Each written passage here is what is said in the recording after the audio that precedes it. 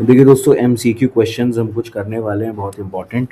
इनके एक्सप्लेनेशन भी देखेंगे। डिफरेंट टॉपिक्स के एमसीक्यू होने वाले हैं, क्योंकि देखिए अगर एक्सप्लेनेशन आप नहीं देखते हैं, समझते हैं, तो यूजीसी नेट जिस तरह से पैटर्न चेंज कर रहा है आपके लिए मुश्किल हो जाएगा इसको क्लियर करना।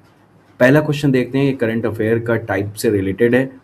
India's first green hydrogen hub under the national green hydrogen mission will be located at. कहाँ पे लोकेटेड है? जो नीचे इमेज है वो उसी शहर की है। So the correct answer is, देखिए आप पॉज करके एक बार आंसर ज़रूर सोचा करिए मेरे देने के पहले। करेक्ट आंसर है विशाखापट्टनम। तो अगर आप लेटेस्ट न्यूज़ और ट्रेंड्स को फॉलो करते हैं तो आपने देखा होगा जनवरी में ही 2025 में प्राइम मिनिस्टर ने इसके फाउंडेशन को, यानी कि इसकी नींव रखी है। अभी अंडर कंस्ट्रक्शन रहने वाला है और बनेगा।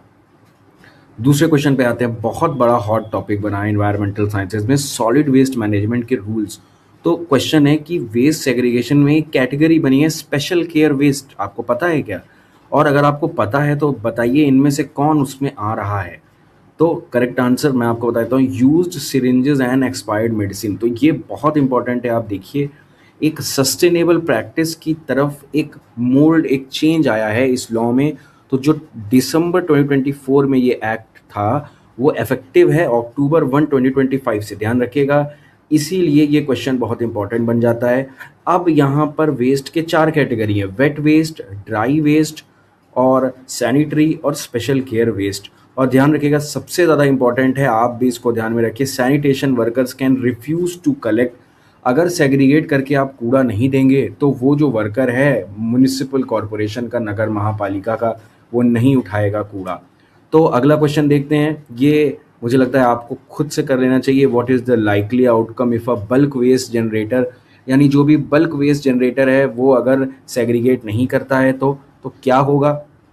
तो देखिए ये यहाँ पर आंसर दिया हुआ है हमारा, सैनिटेशन वर्कर्स रिफ्यूज़ कर देंगे। देखिए बल्क की बात हो रही है, मतलब ये आप जो भी बात कर रहे हैं हम, वो बल्क की बात हो रही है, यानी कि ये जो हाउस होल्ड है उनकी बात नहीं है। हम लोगों के लिए ये तब एप्लीकेबल है अगर आप किसी छोटी मोटी फर्म या म्युनिसिपल में भी बल्क में कूड़ा देते हैं तो ही। Which best describe the unique legal position. NGT की लीगल पोजीशन है क्या? ये है क्या भाई? फुल रेगुलेटरी बॉडी है। रेगुलेटरी मतलब रेगुलेशन बनाएगी, रूल बनाएगी और नए लॉ बना देगी। क्वासी जुडिशियल, क्वासी मतलब होता है पार्शियल, झूठा, एक पार्शियल बॉडी है, जुडिशियल की, कंप्लीट नहीं है। और सुप्रीम कोर्ट को ये ओवरराइड कर सकती है, सुप्रीम कोर्ट के रूल्स को अपनाने से इनकार करके नए रूल बना सकती है। एक स्पेशलाइज्ड ट्रिब्यूनल है, एक स्पेशल ट्रिब्यूनल बना हुआ है जो कि छोटे मोटे डिस्प्यूट को और नेचुरल जस्टिस के लॉ पर, सिंपल प्रोसीजर्स पर उनको देखती है। या ये वैसी ही है जैसे सिविल कोर्ट्स होती हैं और जो हमारा सीपीसी है, यानी कि जो हमारे पीनल कोड्स हैं उन पर ही ये काम करती है। देखिए इसका आंसर होगा कि ये एक स्पेशलाइज्ड ट्रिब्यूनल है। ठीक है, ऐसा इसलिए क्योंकि अगर आप एनजीटी को देखेंगे तो एनजीटी एक क्वासी जुडिशियल बॉडी है, रेगुलेटरी नहीं है। मतलब इसको एक्ट से बनाया तो गया है लेकिन संविधान में या ऐसा कुछ नहीं है ये। तो इस वजह से ये रेगुलेटरी बॉडी नहीं है। मतलब अगर ये कोई ऑर्डर या बाइंडिंग इशू देती है, ये कह सकती है कि इसको आप फॉलो करिए, लेकिन ये नहीं करवा सकती कि फॉलो करना ही है। ये क्या करेगी? डिस्प्यूट्स को रिजॉल्व करेगी, बाइंडिंग ऑर्डर ज़रूर देगी उस स्टेट को, उस जो भी म्युनिसिपल कॉरपोरेशन है, इंस्टीट्यूट है उसको, लेकिन इसके पास ये पावर नहीं है कि वो उसको लागू करवा पाए। समझ रहे हैं आप मेरी बात को? और एनजीटी जो है इंडिविजुअल्स, फर्म्स, कॉरपोरेशन सबके बीच में ये चीज़ें कर सकती है। ये बाउंड नहीं है कोड ऑफ सिविल प्रोसीजर से। इसके अपने कानून हैं, एनजीटी एक्ट में इसके अपने कानून दिए हैं, ये उनसे चलता है। यहाँ पे आप ऑनलाइन और ऑफलाइन दो तरीके से आप पिटिशंस होती हैं वो दे सकते हैं। और अगर आपको ऑफलाइन करना है तो आपको इनकी बेंच है नॉर्थ, साउथ, ईस्ट, वेस्ट में, मेन न्यू दिल्ली में है, भोपाल में जाके आप जो है यहाँ पर फॉलो कर सकते हैं ऑफलाइन प्रोसीजर। तो ये थोड़ा सा डिफरेंट है। कौन फंक्शन नहीं है एनजीटी का? क्या फंक्शन नहीं है? जस्ट पीछे हमने थोड़ा सा पैटर्न चेंज किया है एमसीक्यू का, ताकि एक सवाल नया हो और एक बताए गए कंटेंट से दूसरा सवाल आप करने की कोशिश करें।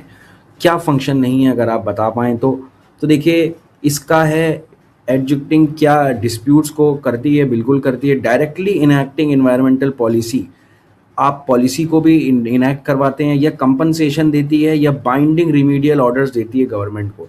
तो अब आपको समझ में आ गया होगा कि ये बाइंडिंग रिमीडियल ऑर्डर्स तो देती है, लेकिन ये इनैक्ट नहीं करवा सकती, लागू नहीं करवा सकती। जो बात आ रही थी कि लागू करवाएगी, तो ये लागू नहीं करवा सकती।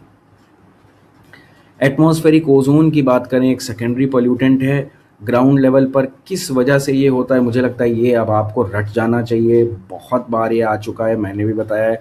नॉक्स और वीओसी, यही दो लोग हैं। इसके रिएक्शंस कौन से हैं, आप हमारे प्रीवियस वीडियो में जाएंगे तो आपको क्लियरली दिख जाएगा वहाँ पे कैसे क्या है।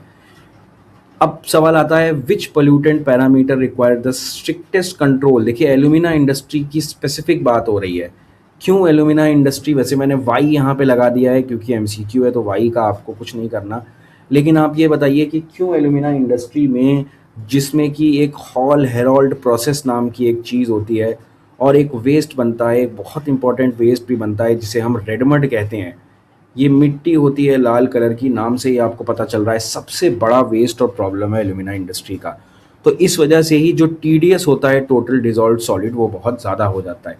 तो अगर आपको बेसिक पता होगा, एल्यूमिना में हॉल हेरोल्ड प्रोसेस होता है, रेड मड वेस्ट होता है, तो आप तुरंत बी ऑप्शन को टिक करके बता सकते थे।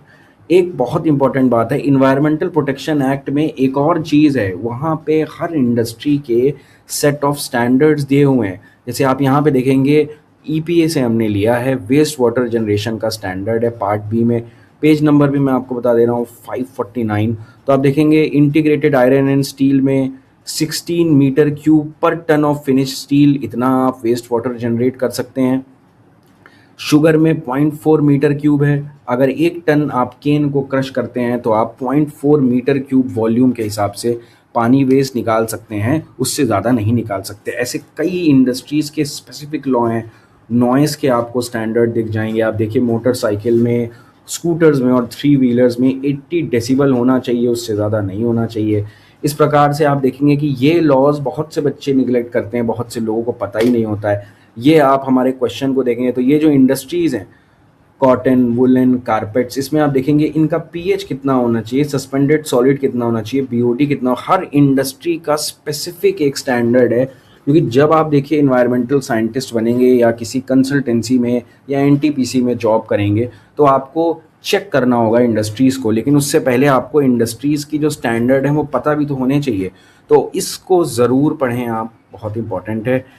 फिर से एक क्वेश्चन देखते हैं, क्यों एसेंशियल है कि नाइट्रेट लेवल्स को यूवी एब्जॉर्प्शन एल्यूमिना के बाद देखा जाए। इसका सर करेक्ट आंसर है कि नाइट्रेट और क्लोराइड जो हैं हमारे, वो सेम वेवलेंथ पर एब्जॉर्ब होते हैं।